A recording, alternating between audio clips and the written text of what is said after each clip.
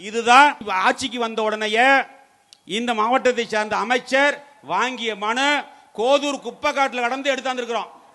பெருனர் மாண்புமிகு முப்பெருந்துறை அமைச்சர் அவர்கள் மின்சாரம், மதுவிலக்கு மற்றும் ஆயத்தீர்வைத்துறை, சட்டமன்ற அலுவலகம், கரூர் தையல் இயந்திரம் வாங்க வேண்டி 27/6/2021 அன்று 310/1-2 குறுக்கு தெரு, தங்க நகர், காதப்பாறை தையல் மிஷின் கேட்டு கீதா என்ற சகோதரி போட்டோ ஒட்டி கொடுத்திருக்காங்க. கிருஷ்ணவேணி வெங்கடேசன், ஆண்டாங்கோயில் ஈஸ்ட், அதுவும் தையல் மிஷின் வேண்டி.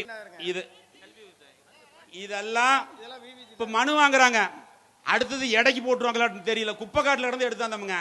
இதுதாங்க நிலை. இந்த முதியோர் உதவித்தொகை வேண்டி சுலோசனா, பெயர் பழனி சுலோசனா, கணவர் பெயர் பழனியப்பன், அண்ணா சாலை 5வது கிராஸ், கொங்கு நகர், வெங்கமேடு. இதுதான் திராவிட மாடல் அரசு. ஏன்னா ஸ்டாலின் என்ன கிராம சபை கூட்டம் நடத்தினார். அதுல ஒரு பொட்டி வச்சார். பொட்டி வச்சு மனு வாங்கினார். அந்த மனு வாங்கிட்டு அவர் என்ன சொன்னார்னா, நாங்க பூட்டு போட்டு சீல் வச்சு எடுத்துட்டு போவேன், கொண்டு போய் 100 நாள்ல அதுக்கு தீர்வு காணும்னார். இன்னும் பொட்டி நீக்கவே இல்லை. அதுக்கப்புறம் இங்க மந்திரி வாங்கினார். வாங்கி குப்பைக்காட்டில் போட்டு கொண்டு. அதனால இதுதான் இன்றைய திமுக அரசினுடைய நிலை.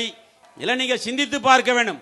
எந்த அரசு மக்களுக்கான அரசு, எந்த அரசு ஏழை எளிய மக்களுக்கான அரசு, எந்த முதலமைச்சர் நல்ல திட்டங்களை கொடுத்த முதலமைச்சர் என்பதை நீங்கள் எண்ணி பார்க்க வேண்டும்.